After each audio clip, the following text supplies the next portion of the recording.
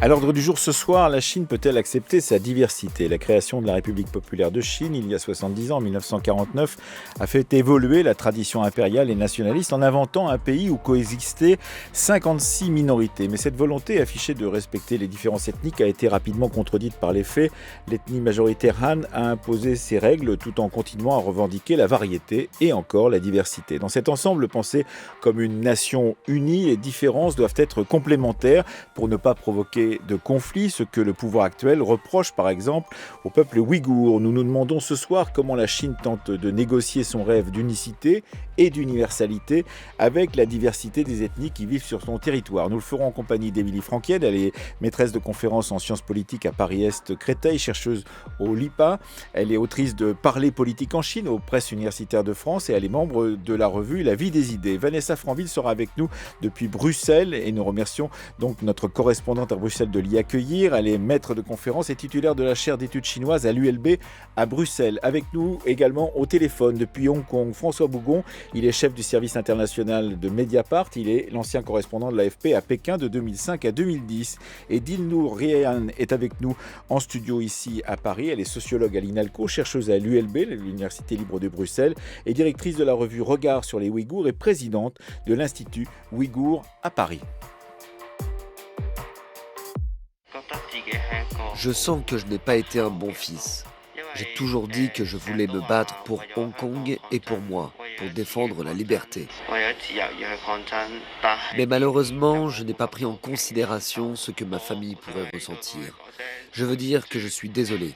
Je ne veux pas rester ici, mais je n'ai vraiment pas le choix. Je ne peux pas sortir. Je suis désolé. Je ne veux pas que vous vous inquiétez. Je voudrais vraiment trouver un moyen de fuir d'ici et vous retrouver. Voici, c'est un témoignage posté sur Twitter par un étudiant encore retranché sur le campus de Polytechnique à Hong Kong. C'était la sixième journée de siège et c'est issu d'un reportage de l'envoyé spécial de Radio France à Hong Kong, Dominique André. Ils étaient plusieurs centaines le week-end dernier. La plupart se sont rendus ou ont fui. Ils sont a priori un tout petit nombre à se retrouver encore sur le site encerclé par la police et ils risquent 10 ans de prison comme émeutiers. Nous sommes avec vous, François Bougon, et merci d'être resté éveillé pour nous depuis Hong Kong. Je rappelle que vous êtes chef du service international de Mediapart. Justement, cette question de l'unité et de la diversité, comment la voyez-vous depuis l'endroit où vous vous trouvez aujourd'hui? Un pays, deux systèmes, c'est ainsi que on dit souvent à Pékin à propos justement de la persistance, de l'existence de cette enclave de Hong Kong dans un pays donc qu'il a récupéré à la fin des années 90. Qu'est-ce qu'on peut penser justement de cet idéal de l'unité telle qu'elle est, disons, avancée par Pékin? Justement, Hong Kong montre d'une manière très immédiate et dans l'actualité à quel point la Chine, en tout cas cette Chine de Xi Jinping, a du mal avec sa diversité. Alors, ce qui est vraiment différent, et c'est ce qui est intéressant, c'est que j'en parlais avec des Hongkongais cet après-midi. Certains me disaient, contrairement au Xinjiang où là règne vraiment le silence, au moins à Hong Kong, on peut s'exprimer. Alors pourquoi? Parce que c'est cette place financière, c'est le statut bien particulier qu'a Hong Kong aujourd'hui. Vous avez parlé d'un pays de système, ce qui fait qu'il a encore la possibilité de s'exprimer, alors que des minorités opprimées telles que les Tibétains ou les Ouïghours ont énormément de mal à s'exprimer à l'international, à l'étranger. Et donc, moi, c'est ce qui me frappe, c'est ça, pour lancer la discussion, parce qu'après, on pourra aller beaucoup plus loin dans la discussion, mais je pense que c'est ce qui me frappe dans l'immédiat, c'est que la capacité, en tout cas à Hong Kong, d'être écouté. Vous avez aussi la capacité des médias étrangers de s'y rendre, alors que ni au Xinjiang ni au Tibet, c'est possible. Émilie Franquiel, vous êtes avec nous dans ce studio à Paris. Je rappelle que vous êtes universitaire, vous êtes auteur de Parler politique en Chine. Cette question de l'unité, vous la croisez tout le temps lorsque vous travaillez sur ce pays, et en particulier lorsqu'on travaille sur ces universitaires, en particulier que vous avez croisés pour faire Parler politique en Chine, qui évidemment ont un esprit à la fois critique, parce que parfois ils peuvent être critiques, mais aussi patriotique, avec cette idée qu'il y a une Chine qu'il faut défendre. Tout à fait. Il y a une très très grande diversité au sein de l'intelligentsia chinoise.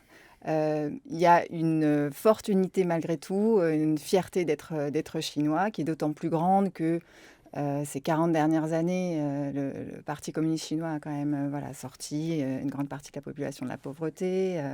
Les conditions de vie se sont améliorées pour la grande majorité de la population.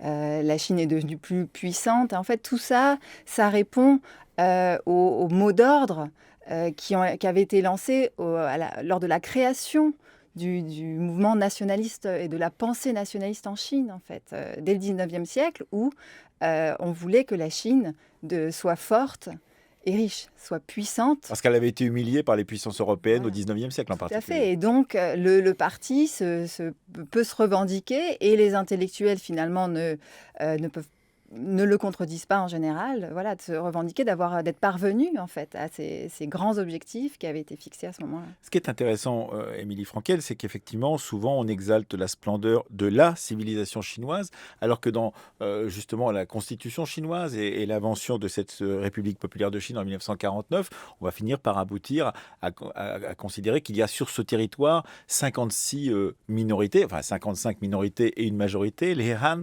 et donc on se dit qu'il y a une sorte de paradoxe, à la fois de parler de la civilisation chinoise, donc une civilisation, et de l'autre côté, cette multiplicité que l'on voudrait afficher et qui n'est pas toujours réelle. On y reviendra avec tous les autres participants. Alors, oui et non. On pourrait dire que c'est paradoxal, mais en même temps, la Chine s'est toujours vue comme un empire, l'empire du milieu, comme étant vraiment au centre du monde, et du coup étant nourrie de diversité et d'échanges, et donc de diverses nationalités, de divers courants de pensée aussi.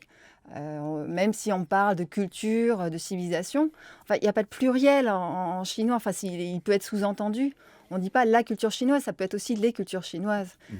Donc voilà, et quand il y a un parti unique et en même temps il s'appuie sur d'autres partis, donc cette unité en fait, elle se fonde sur la diversité, sur le fait qu'il y ait un parti qui rassemble cette diversité. Vanessa Franville, vous êtes avec nous depuis les studios de Bruxelles, de notre correspondante Angélique Boin. Vous avez écrit un article tout à fait passionnant qui s'intitule justement L'unité dans la diversité, dans un ouvrage collectif dirigé par Flore Kimmel-Closé et Thomas Mézaros, qui s'intitule donc Discours sur l'autre. Et vous y expliquez effectivement qu'il y a tout de même une différence entre cet empire chinois tel qu'il s'est constitué donc historiquement et puis la République populaire de Chine de 1949, parce que d'une certaine façon, il fallait, c'était du moins le discours, intégrer cette diversité dans cette nouvelle République chinoise, au modèle d'ailleurs qu'il pouvait y avoir du côté de la Russie soviétique, et qu'au bout du compte, ça n'a pas fonctionné, Vanessa Franville. Oui, tout à fait. Ce que j'essayais d'expliquer, c'est que cette diversité ethnique, elle est évidemment préexistante à la fondation de la République populaire de Chine, mais son institutionnalisation et sa systématisation, si vous voulez, cette diversité, disons, essentielle et centrale dans le discours national chinois, elle est nouvelle en quelque sorte. Elle remonte aux années 50-60, quand on a commencé à classifier de façon administrative la population. On a envoyé des chercheurs sur le terrain, c'est cela, pour pouvoir dire, on va essayer de classer cette population en différents territoires et en différentes ethnies. Oui, tout à fait. C'est un système très complexe que Thomas Mullany, qui est un chercheur américain, a très bien expliqué, d'équipes mixtes qui à la fois se composaient d'administrateurs, de chercheurs ethnologues et d'hommes politiques. Et donc, il explique très bien la façon dont ont été formés de façon quasi artificielle dans la plupart des cas ces groupes qui existaient auparavant, mais dans une grande flexibilité, disons, des identités, et qui sont aujourd'hui des formes culturelles réajustées, standardisées, ce qui crée des clivages très importants. Dites-nous, Rayane, vous êtes sociologue à l'INALCO, chercheuse à l'ULB également, comme Vanessa Franville, qu'on vient d'entendre, et directrice de la revue Regard sur les Ouïghours. Alors voici un peuple, une ethnie, une minorité qui a un territoire, parce que dans cette construction nationale, on donne des territoires à ces minorités. Et Mao, d'ailleurs, dit une phrase terrible. Il dit « Nous disons que la Chine possède un vaste territoire, de riches ressources et une forte population. en réalité, ce sont les Han qui ont une forte population et ce sont les ethnies minoritaires qui disposent de vastes territoires et de riches ressources. Donc on voit bien déjà l'inégalité dans cette unité formelle, pourrait-on dire. Cette question du territoire, c'est a priori, eh bien, on se dit c'est formidable, on a des ethnies qui gardent ou des populations qui gardent leur identité. C'est pas ce qui se passe au bout du compte, à partir de la création de la République populaire de Chine. Non, et effectivement, je dirais pas, je vais rectifier. Enfin, ce n'est pas la Chine, le gouvernement chinois ou les Chinois qui ont donné les territoires, c'est qu'en fait, Ils étaient ça là. appartenait, ils étaient là. Ils étaient là, Et que ce bien sont sûr. plutôt les Chinois, les Han, qui sont venus pour s'installer. Et puis, et aussi, en fait, la construction de ces 55 minorités, effectivement, avec une majorité Han, c'était l'idée déjà, enfin, de nationaliste Sun Yat-sen, qui est le père du nationalisme chinois, pour lui, il y avait seulement 5 grandes de population en Chine. Donc, en fait, avec les Turciques, avec la population turque, les Mongols, les Tibétains, et ensuite les Chinois. À partir en réalité, Mao Zedong, ou alors l'administration de Mao Zedong, ils se sont basés d'abord sur le nationalisme de Sun Yat-sen. Sun Yat-sen. Et bien entendu, ensuite, à partir des années 50, début des années 50, ils se sont basés sur la politique de Staline, de la gestion des nationalités. Et des nationalités et des minorités. Alors évidemment, le cas de Hong Kong est un cas particulier, puisque vous êtes à Hong Kong, François Bougon, mais vous avez travaillé évidemment depuis Pékin longtemps que correspondant, puis vous avez travaillé sur la personnalité de Xi Jinping. Évidemment, le cas de Hong Kong est un peu particulier, parce que ça n'est pas une population ou une ethnie différente, c'est juste un modèle économique et démocratique peut-être différent aussi. Et là, effectivement, ça pose un problème dans cette unité voulue du territoire chinois. Oui, alors Hong Kong, c'est une difficulté, je pense, de la part de Xi Jinping de concevoir un pouvoir qui soit autre qu'un pouvoir autoritaire et une difficulté à intégrer une diversité, en fait. Alors, quand vous parlez de l'unité chinoise et de cette construction nationale, moi, il faudrait dire qu'il y a un impensé colonial en Chine. Alors, toutes les puissances coloniales ont des difficultés à penser leur histoire coloniale, et la France est la première sur ce point-là. Mais la Chine aujourd'hui mène une politique coloniale et il y a un impensé colonial. Alors pourquoi il existe cet impensé colonial? Parce que la Chine se vit d'abord comme une victime. Le discours de Xi Jinping, il est pétri de ce discours qui remonte aux années 30, mais de l'humiliation aux mains des Occidentaux, etc. Donc il y a une incapacité, je dirais, des intellectuels chinois, à part quelques-uns. Il y a Wang Lixiong, par exemple, qui a travaillé sur cette question et sur le Tibet, mais aucun intellectuel chinois aujourd'hui ne peut comprendre ça, en fait. Les jeunes nationalistes ne connaissent pas leur histoire. Est-ce que, par exemple, est-ce qu'ils savent qu'il y a eu une république indépendante de Mongolie intérieure en 1911 pendant 2 mois? Il y a eu aussi, bien sûr, Ouïghours. Et tout ça aujourd'hui en Chine, c'est très très compliqué. Vous ne pouvez pas, les gens n'ont pas accès à cette histoire-là, en fait. Donc ça renforce d'autant plus ce discours sur l'unité nationale, ce discours sur le renouveau impérial, et donc cette impensée coloniale aujourd'hui empêche toute réflexion et toute avancée politique. Émilie Franquiel, ce discours du nationalisme patriotique, justement, comment s'est-il constitué et comment Xi Jinping l'utilise-t-il aujourd'hui pour pouvoir raconter sa propre histoire et raconter l'histoire de ce pays au quotidien, avec ces tensions internes, avec cette nécessité de mettre fin à ces tensions, parfois par la force, d'autres fois par la négociation? Vaste question. Moi, j'ai jamais des questions qui sont simples. Vous pouvez y aller. On vous laisse un peu de temps. Je vais me concentrer sur la façon dont Xi Jinping utilise ce discours. Je pense que ce qui est intéressant, c'est qu'on est à un moment où, en fait, c'est là où je vais peut-être nuancer un tout petit peu les propos qui viennent d'être énoncés. On est quand même à un moment où les Chinois n'ont jamais été autant informés, n'ont jamais eu autant accès aux universités étrangères. Vous voulez dire par le départ de beaucoup d'étudiants qui s'en vont aux États-Unis, en Angleterre, Voilà. en Europe, etc., Tout à etc. fait. Il maîtrise, il y a quand même une population assez large qui maîtrise les langues étrangères, même si Internet est vraiment très strictement censuré. Les VPN, la plupart du temps, fonctionnent. Alors Donc, les VPN, il faut expliquer ce que c'est parce qu'effectivement ici on n'en a pas besoin des VPN, mais on en a besoin en Chine. voilà, en fait, ce sont des petits, je ne sais pas si on peut appeler ça des logiciels, mais voilà, qui permettent de contourner la censure, en fait. Enfin, on passe par des serveurs étrangers, en fait, et du coup, ça permet de contourner les blocages, de lire les grands journaux, enfin la presse, comme le New York Times, etc., en Chine. Donc, dans ce contexte-là, il est évident que si ces élites, ces étudiants ou ces chercheurs sont vraiment ont un esprit très patriotique, ils vont filtrer malgré tout ces informations, et puis elles vont peut-être pas les influencer de la même façon. Donc Xi Jinping s'appuie là-dessus. Ça lui permet aussi de dire qu'il faut se méfier de cette mythologie, de l'excellence des idées libérales, de la démocratie libérale. Et ça permet de dire, voilà, on est bien informé, on voit ce qui se passe. Vous sortez de Chine, vous voyez ce que sont concrètement ces régimes, et vous voyez qu'on n'y vit pas nécessairement mieux que chez nous.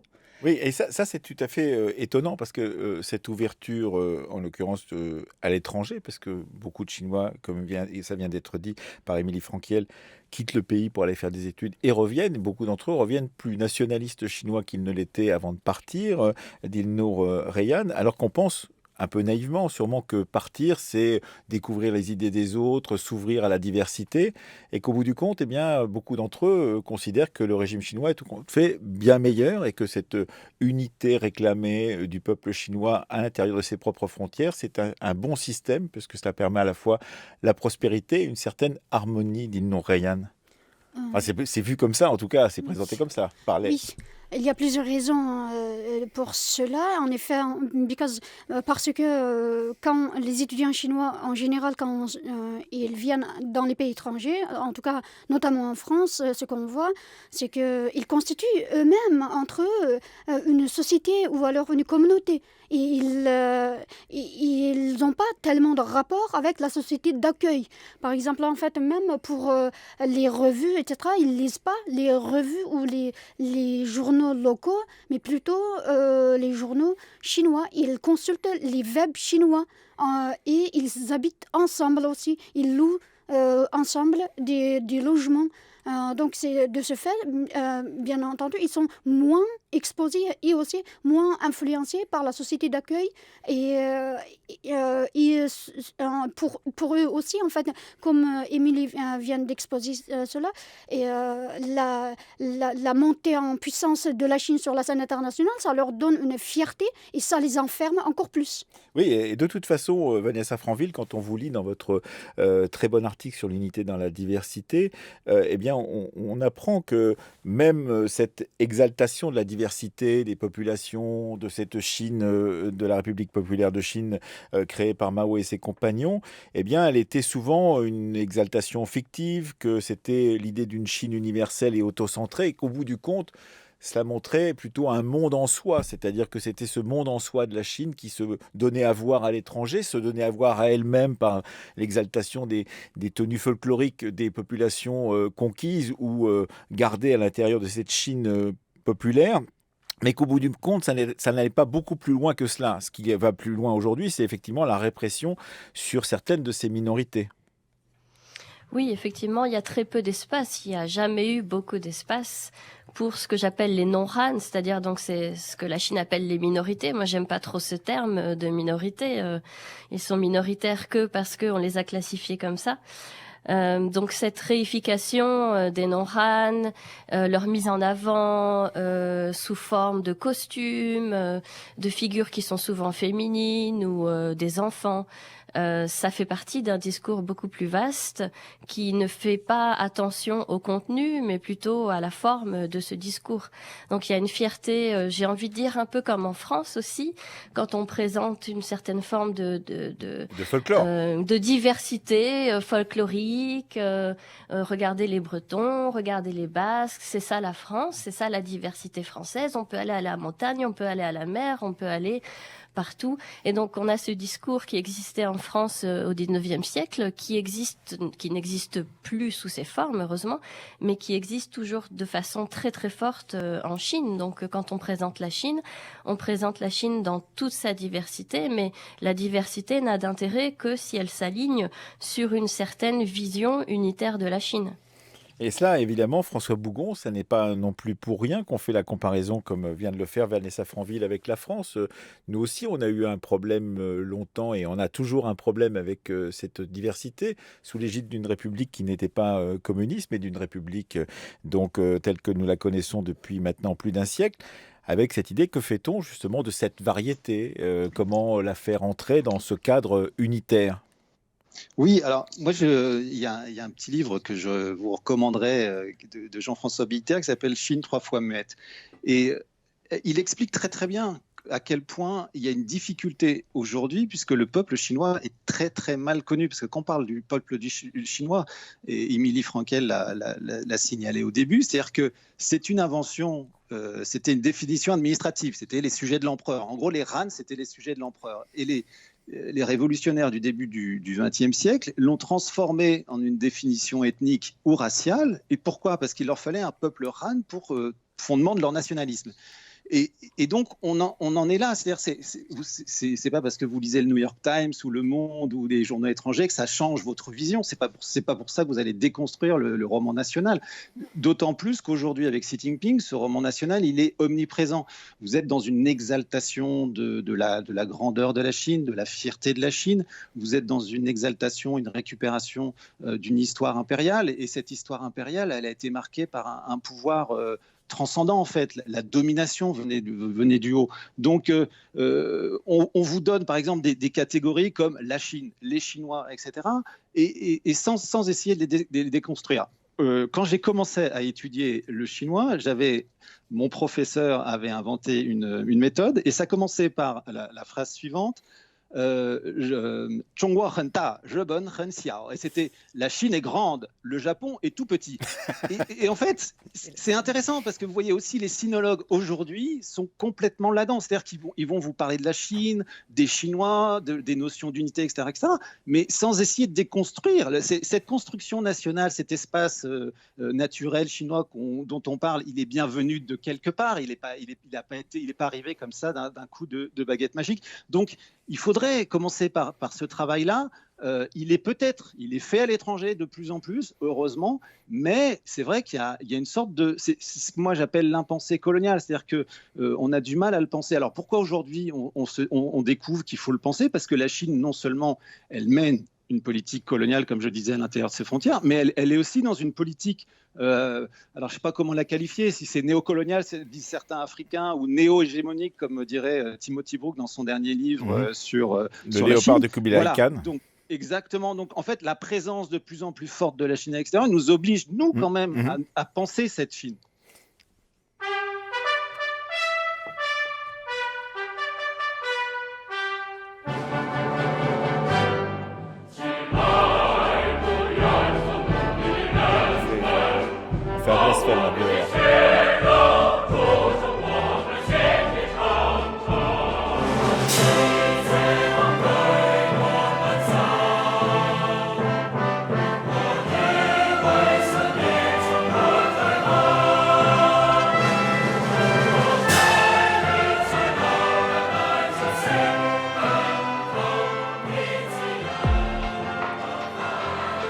France Culture, le temps du débat, Emmanuel Laurentin.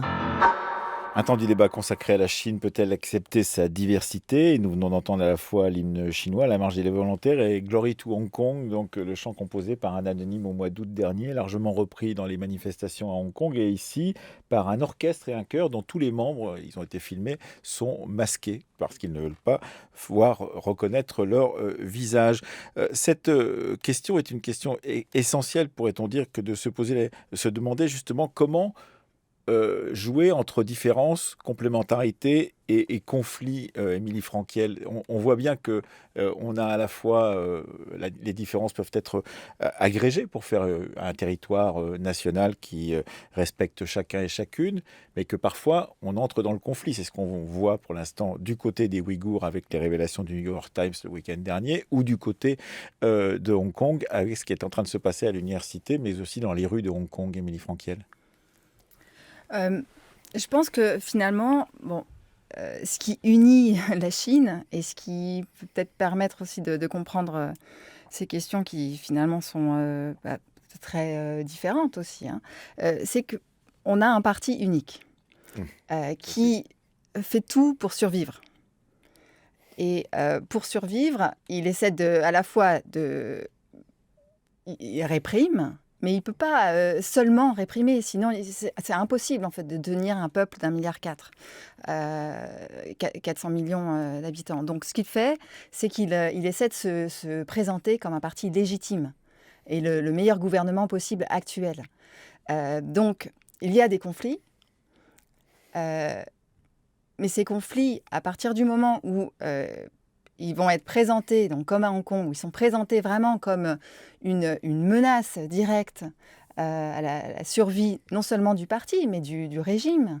Où voilà, les manifestants sont présentés comme étant d'une violence inouïe et qui refusent Et totalement surtout, de négocier. on dit qu'ils ne connaissent pas l'histoire de la Chine, d'une certaine façon. C'est-à-dire qu'ils n'auraient pas récupéré la totalité de cette histoire telle qu'elle est racontée sur les territoires chinois, et qu'ils seraient donc de mauvais Chinois parce qu'ils ne la connaissent pas, cette histoire aussi. C'est même pas seulement ce seraient des mauvais Chinois, c'est qu'ils refusent d'être des Chinois.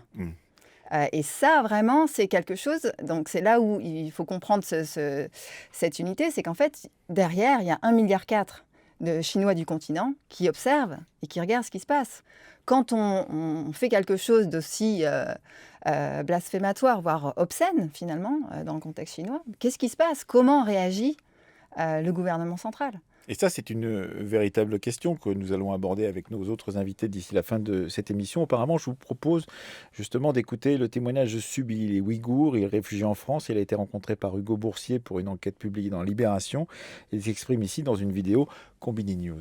Le gouvernement chinois ne nous donne pas le droit de vivre, le droit de l'homme. Et le gouvernement chinois mettre des Ouïghours dans les centres de concentration pour faire travailler gratuitement, séparer les familles. Le gouvernement chinois, ils ont des plans détruits, supprimer l'identité des Ouïghours.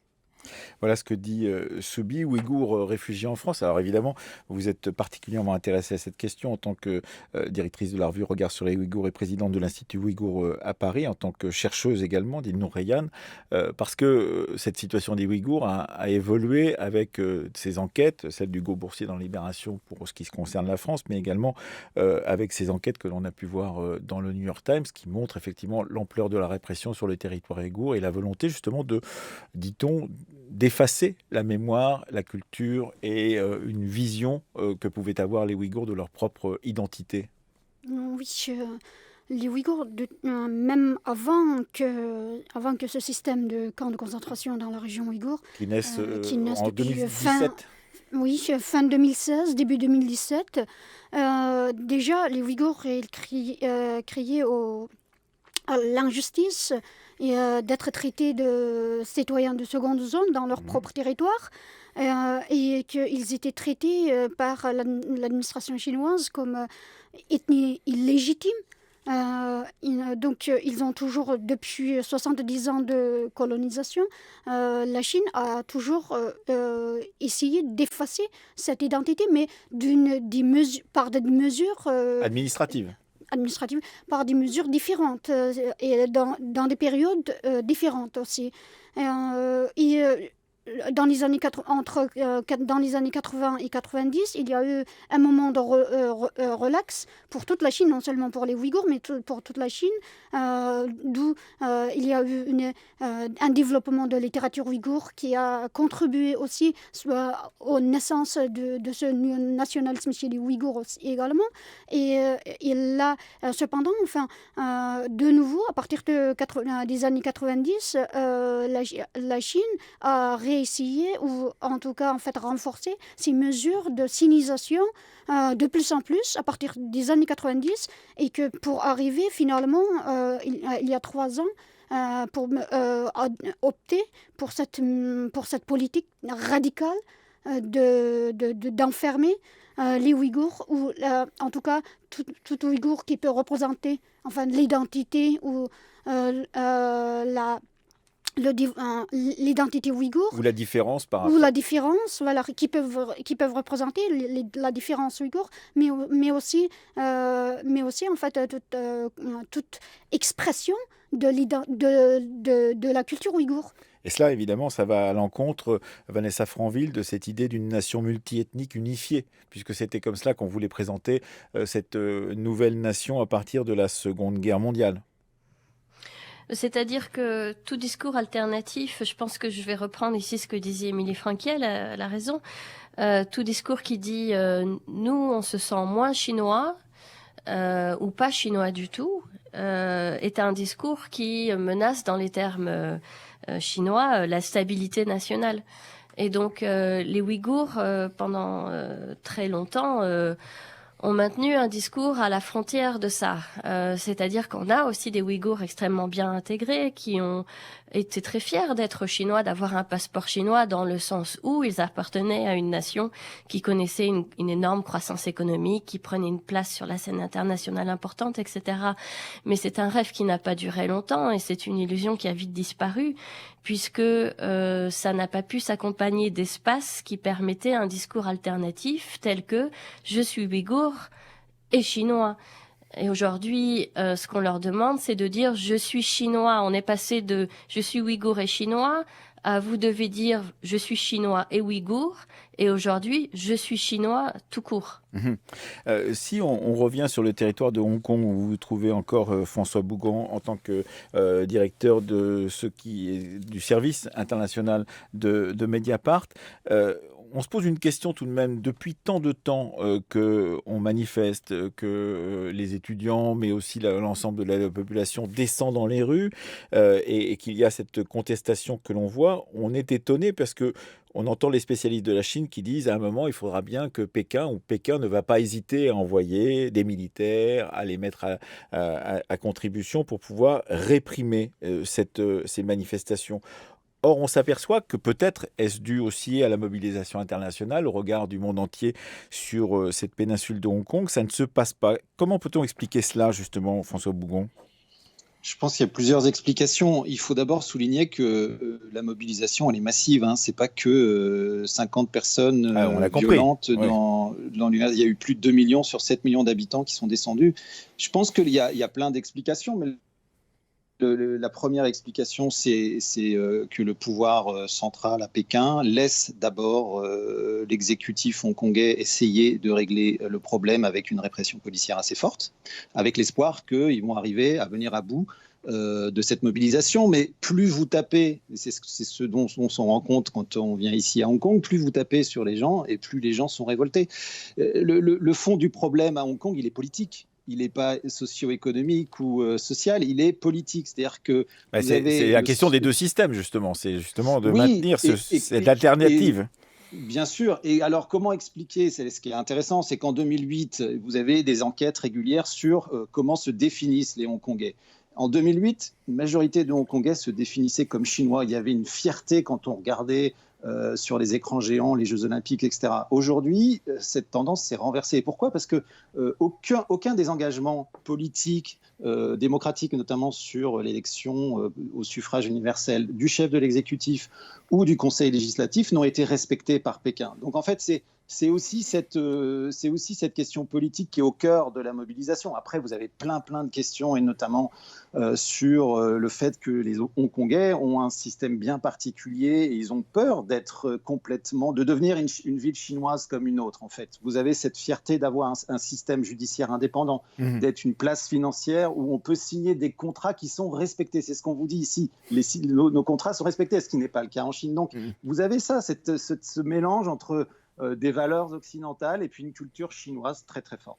Et ça veut donc dire, Émilie Franquiel, que cette ouverture au monde, vous nous décriviez ces étudiants qui partent et qui reviennent parfois plus nationalistes ou plus patriotes qu'ils n'étaient partis de leur propre territoire, c'est aussi un regard porté du monde sur la Chine et que ça n'a pas aucune importance en l'occurrence. Il y a une importance à ce regard porté sur la Chine aujourd'hui.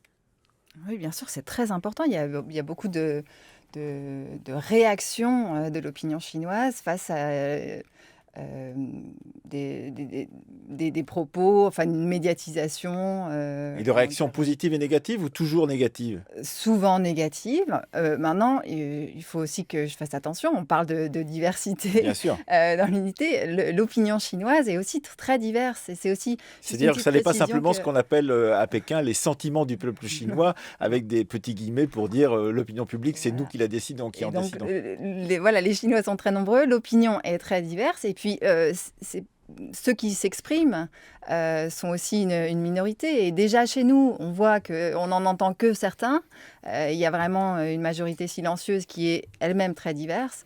En Chine, en contexte de répression, c'est encore plus le cas. Oui, et si on conclut avec vous, Dilnour Reyhan, on pourrait se dire que peut-être si on s'engageait plus pour la cause des Ouïghours à l'étranger, peut-être ça aurait le même effet que ce qui se passe pour l'instant à Hong Kong, c'est-à-dire le maintien d'un statu quo momentané, peut-être, on ne sait pas, dans la situation des Ouïghours, et peut-être une prise de conscience aussi qu'il ne faut pas aller trop loin de la part du régime de Pékin. Dans le cas des Ouïghours, la différence avec Hong Kong, tout à l'heure François Bougon l'a souligné, c'est que c'est totalement différent et que Pékin n'a déjà pas hésité en mettant plusieurs millions de personnes dans des camps. Donc je ne sais pas, Pékin ira où si l'opinion internationale se réveille sur la question des Ouïghours.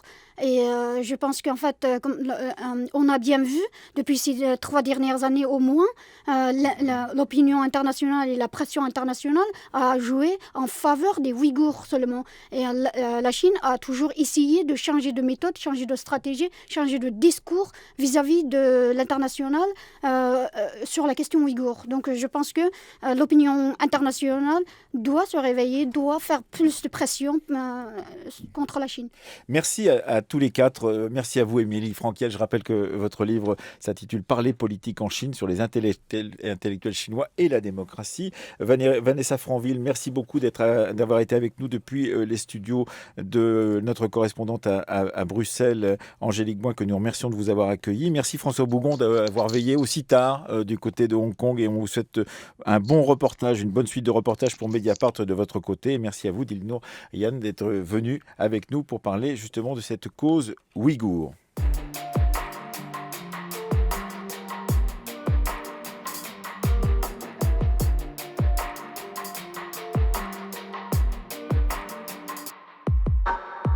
C'était le temps du débat. Chloé Cambrelin, Hugo Boursier, Fanny Richer, Rémi Baye et Louise André. À la technique aujourd'hui, Julien Calvas, à la vidéo Swad Boukorza et à la réalisation Marie-Laure Ciboulet.